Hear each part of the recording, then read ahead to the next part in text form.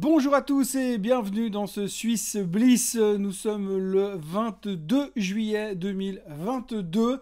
On a encore une semaine assez positive, assez encourageante sur la Suisse puisque finalement tout a l'air de bien se passer. On a eu pas mal de chiffres trimestriels qui ont été publiés qui étaient pas extraordinaire, mais qui n'était pas trop moche non plus.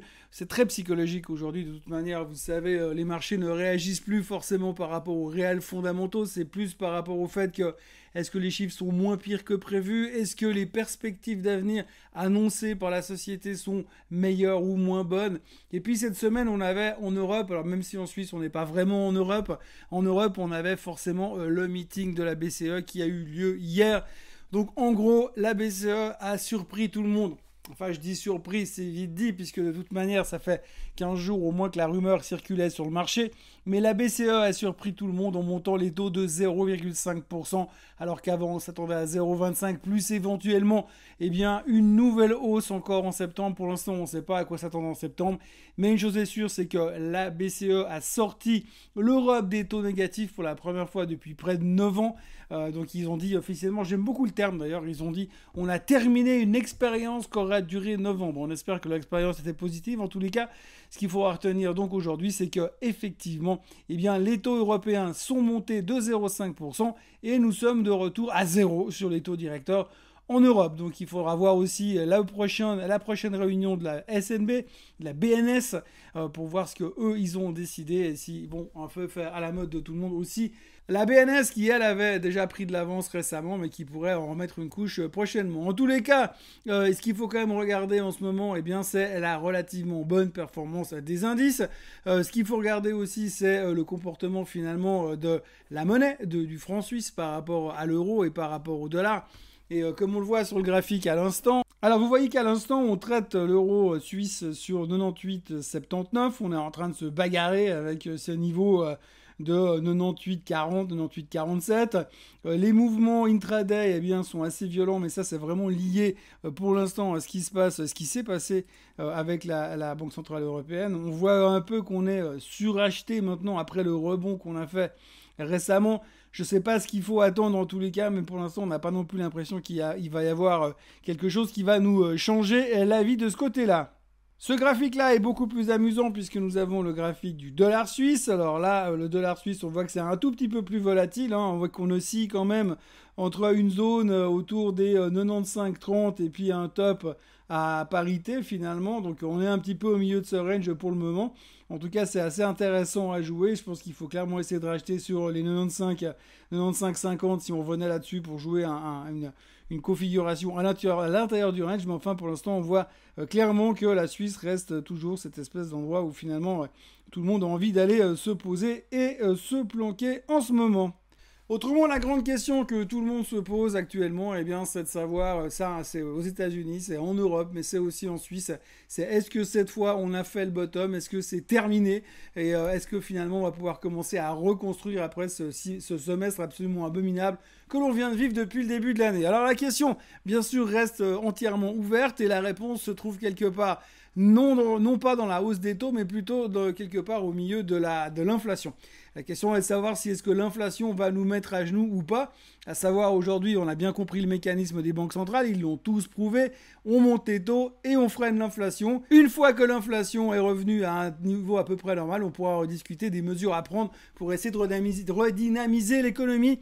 Ce qu'il faudrait juste entre deux, c'est que l'économie finalement ne rentre pas en récession. Alors pour l'instant, c'est la grande question. On n'a pas vraiment de réponse. On sait depuis quelques jours, depuis une semaine et demie, on a une espèce de conviction globale que le pire est derrière nous, que l'inflation va se calmer, que finalement le ralentissement des matières premières qu'on a vécu entre la fin du mois de juin et aujourd'hui va se ressentir dans les chiffres du CPI du mois de juillet et que finalement c'est à partir du mois d'août qu'on va voir que l'inflation a vraiment fait son pic. Alors ça c'est une des théories et l'autre théorie c'est qu'effectivement l'inflation n'ira pas beaucoup plus haut, a priori devrait rester dans cette zone-là on va dire, mais par contre elle va durer pour un bon moment et ça c'est vraiment quelque chose qu'on n'a pas envie de voir parce que si l'inflation continue à persister à haut niveau et que les coups de boutoir de la Fed, de la BCE, de la BNS et de toutes les banques centrales du monde n'y font rien, à un moment donné, on va forcément avoir un impact sur le reste du marché, à savoir sur l'économie et donc un risque de récession. Et à partir de là, si on va dans cette direction-là, la question de savoir si on a fait le bottom définitivement la semaine passée, elle sera clairement répondue. Non, on n'aura pas fait le bottom et ça ira probablement plus bas encore. Donc voilà, on reste toujours un peu au milieu de ces grandes interrogations. Il n'y a pas grand-chose qui a changé fondamentalement. La seule chose qui nous tient un petit peu éveillés en ce moment sous ces canicules écrasantes, ce sont clairement les résultats du trimestre. On va donc faire le point sur les résultats qui ont été publiés cette semaine, sur ceux qui vont arriver la semaine prochaine. Les 2-3 points économiques à retenir en Suisse lors de cette l'entame de cette deuxième quinzaine de juillet. Et puis on va aussi revenir sur les performances globales des titres à l'intérieur des indices. On se retrouve juste après ça.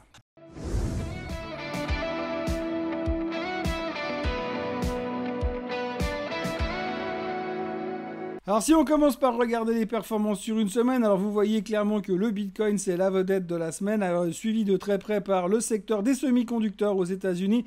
On sait effectivement que tout ce qui est croissance a cartonné la semaine dernière puisque tout le monde joue le retour de la croissance avec la fin de cette crainte inflationniste. Donc ça c'est plutôt une bonne nouvelle pourvu que ça dure, on va dire vraiment pourvu que ça dure. Mais on voit quand même que les performances sont relativement bonnes.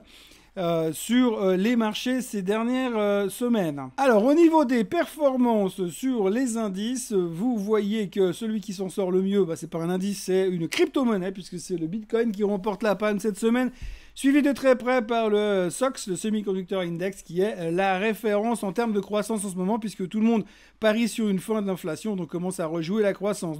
Suivi de très près par le DAX, le Nasdaq, le CAC 40, le S&P 500, bref, tous les indices se comportent plutôt bien cette semaine. On est relativement positif. C'est la raison principale venant effectivement de cette histoire de fin d'inflation.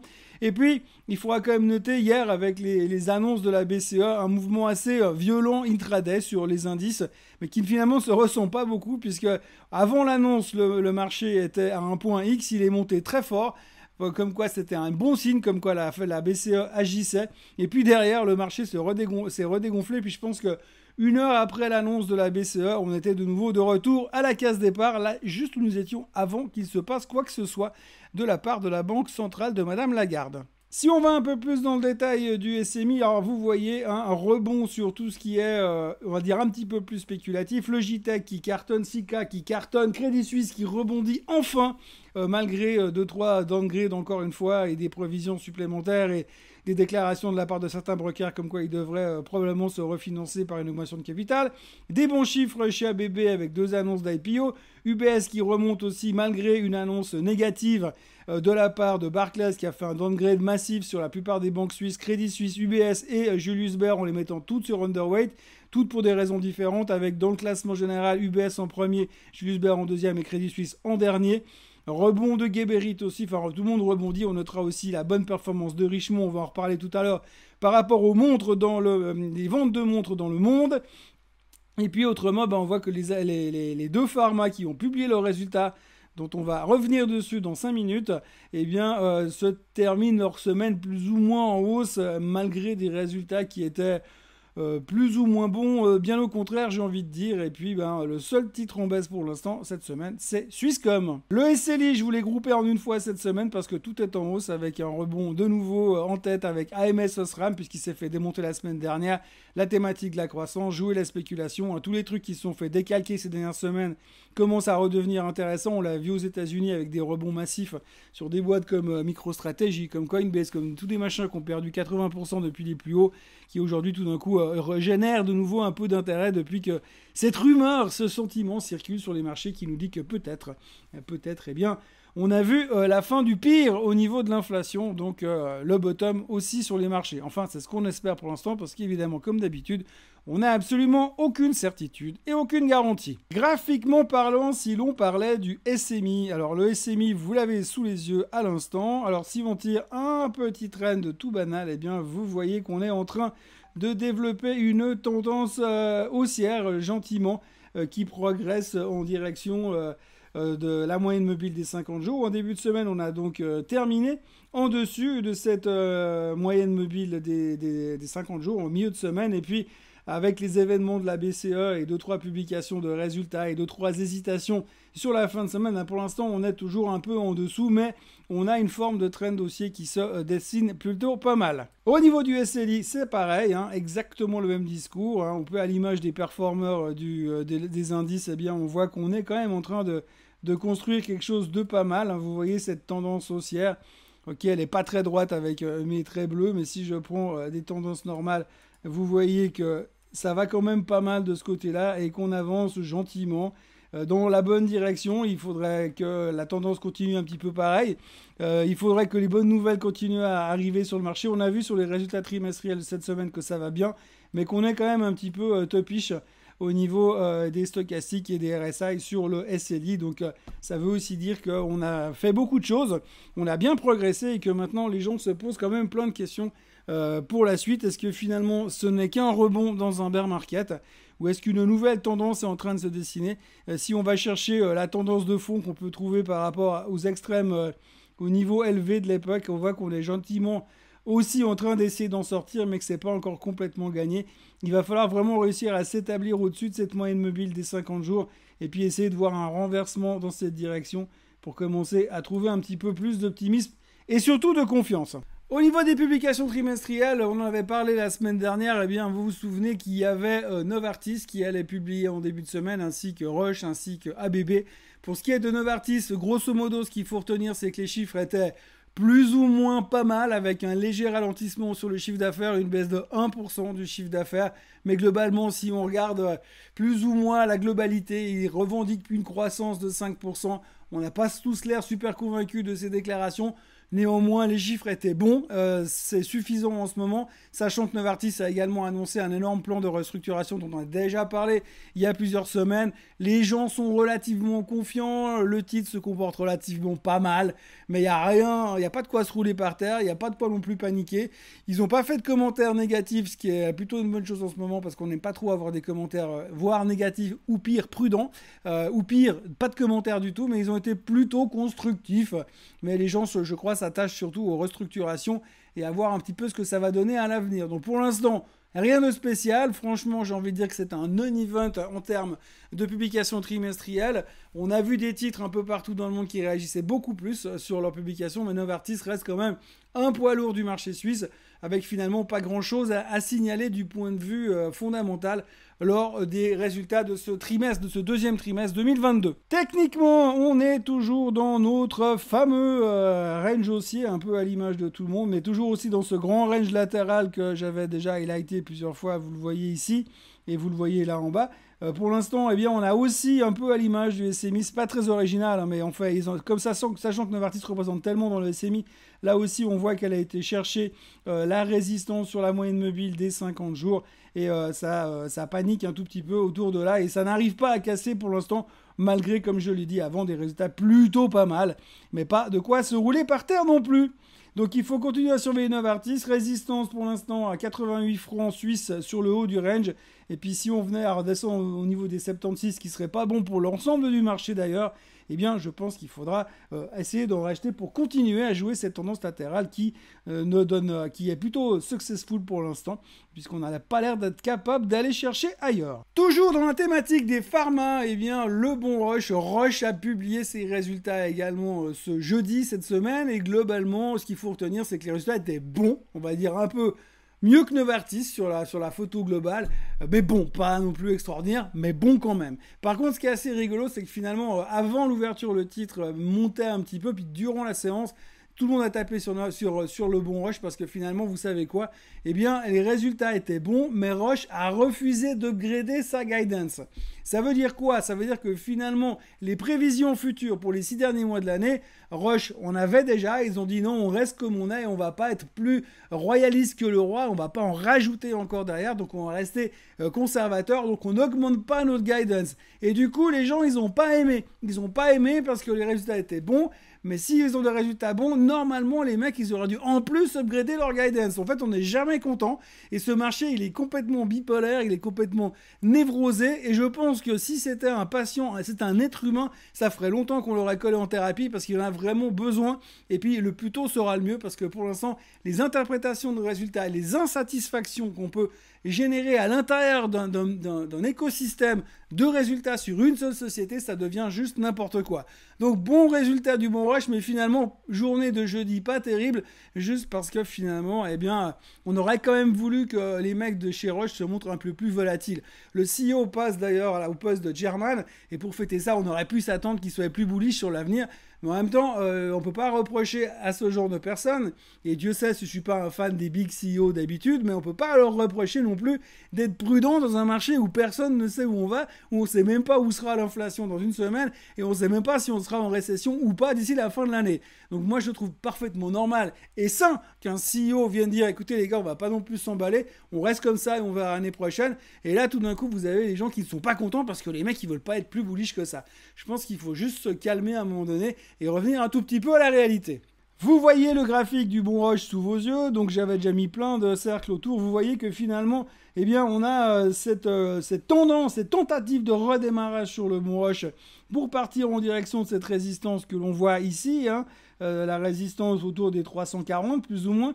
On n'y est pas allé, on s'est arrêté juste avant, mais depuis, eh bien, on merdouille de nouveau et puis on revient un petit peu, ce qui pourrait éventuellement nous pousser en direction des 300, 302 de nouveau. Mais de nouveau, accrochons-nous à ce qu'on voit. Et on voit très bien que sur les 320 ici, on aura les 300, on aura de nouveau un support.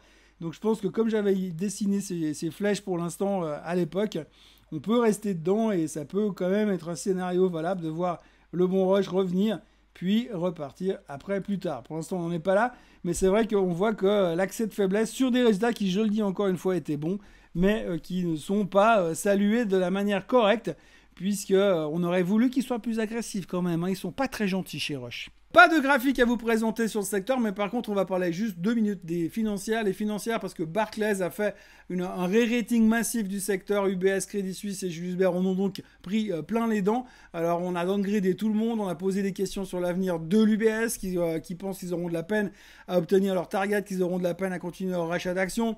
Ils pensent que Julius Baer va faire face à plein de problèmes par rapport à la suite des événements. Ils parlent des ralentissements globaux. Le ralentissement global qui va pénaliser aussi Julius Baer. Donc là aussi, on les met sur underweight, equal weight.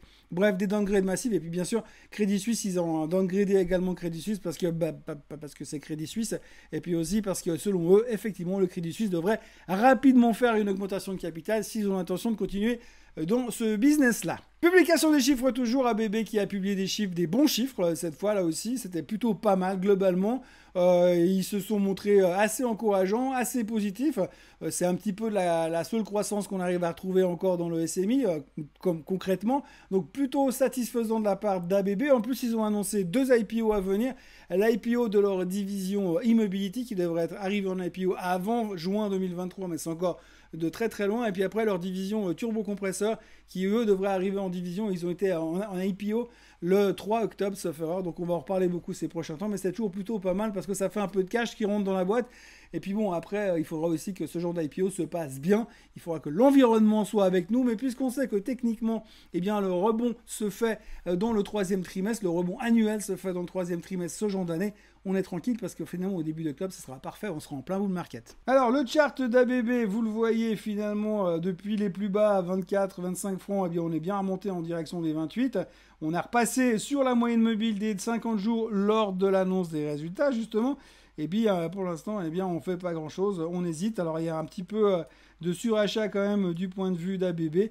Mais globalement, j'ai quand même l'impression que les résultats sont bons et que si le reste du marché, parce qu'il faudra quand même qu'il y ait ça qui nous soutienne derrière, continue d'avancer dans la bonne direction, il y a quand même de l'espoir toujours pour ABB. Au niveau de la SGS, publication des résultats toujours, globalement chiffre d'affaires en hausse, plus 5,8%. Ce qu'il faut retenir sur la SGS, c'est qu'ils ont dit qu'ils avaient quand même été impactés par le ralentissement en Chine, évidemment, mais globalement plutôt pas mal en termes de chiffres. Alors il y a cet impact de la Chine qui pèse un petit peu, mais le CEO s'est montré rassurant en disant que pour lui, il y aurait un effet de rattrapage le reste de l'année, donc c'est censé être un tout petit peu encourageant. Et ça se voyait déjà largement dans la réaction du titre. Alors vous le voyez sur le graphique, eh bien, la SGS a publié ses résultats ce jour-là. Hein, donc à l'intérieur des résultats, vous avez du bon et du moins bon, ralentissement en Chine. Oui, mais il y aura un effet de rattrapage. Bam, retour à la hausse. Et finalement, aujourd'hui, la SGS se retrouve quasiment 100 balles même plus, 150 balles au-dessus des prix au moment où il y a eu cette annonce. Donc on voit que le marché réagit de manière complètement épidermique et n'écoute qu'à peine les publications de résultats, et ils ont quand même besoin de temps pour le lire et les digérer un tout petit peu dans les heures qui suivent. Donc la SGS souffre du ralentissement chinois. Eh bien, on notera quand même que au niveau des exportations de montres, la Suisse a publié de très très bons chiffres cette semaine, très encourageants. Ça a beaucoup profité, à Swatch comme à Richemont, comme vous le voyez sur ces deux graphiques successifs. Donc les deux titres ont bien rebondi. Richemont va devoir quand même réussir à passer à travers cette résistance maintenant, pour qu'on puisse commencer à s'exciter. Mais enfin, ce qui est assez sympa, c'est que malgré le ralentissement de la Chine, parce qu'ils ont quand même bien précisé qu'il y avait une problématique de ralentissement en Chine, malgré le ralentissement de la Chine, eh bien, vous avez quand même deux titres qui ont extrêmement bien performé, parce que les ventes de montres continuent de cartonner à l'étranger. Et c'est vrai que quand vous discutez un peu avec les gens de l'industrie, ça a l'air de se passer plutôt bien, surtout dans tout ce qui est très high-end, très luxe. Donc ça continue à aller dans la bonne direction, et c'est au moins la bonne, voire très bonne nouvelle qui est plutôt fondamentale cette semaine. La semaine qui nous attend, eh bien, beaucoup de résultats, puisque lundi, nous aurons Kuehne Nagel et puis Julius Baer. Ensuite, mardi, nous aurons l'UBS, Linus Sprüngli, Logitech, Linus Sprüngli, le deuxième, Bobst aussi également. Et puis en fin de semaine, enfin milieu de semaine plutôt, on aura Holcim, Crédit Suisse et Zender qui publieront. Et puis ça ne s'arrête pas là, puisque la deuxième partie de la semaine sera énorme avec Nestlé, Clarion, Burger, Vontobel, Lem Holding, Cardex. Et puis en toute fin de semaine, Swiss Re qui est toujours vraiment pas cher avec ses plus de 8% de dividendes. Également Swatch dont on vient de parler, Sulzer, Forbo. Et ce sera tout pour cette semaine. Mais comme vous le voyez, une énorme semaine de publications en Suisse, un peu à l'image du reste du monde, puisque la semaine prochaine, nous verrons également la publication de tous les grands noms, les GAFAM américain. Voilà ce qu'on pouvait dire sur ce marché suisse cette semaine. Marché suisse qui continue à suivre un petit peu les tribulations du reste du monde et de souffrir avec tout le monde au niveau de l'inflation et de la hausse des taux. Nous, on se retrouve comme d'habitude la semaine prochaine pour un point sur la Suisse. Mais d'ici là, je vous retrouve également lundi prochain pour un nouveau Morning Bull Live. D'ici là, n'oubliez pas de vous abonner à la chaîne Suisse Côte en français. Et n'oubliez pas de revenir de toute façon lundi pour le Morning Bull et vendredi prochain pour un nouveau Swiss Bliss. Amusez-vous bien et profitez bien de votre week-end. Bye bye.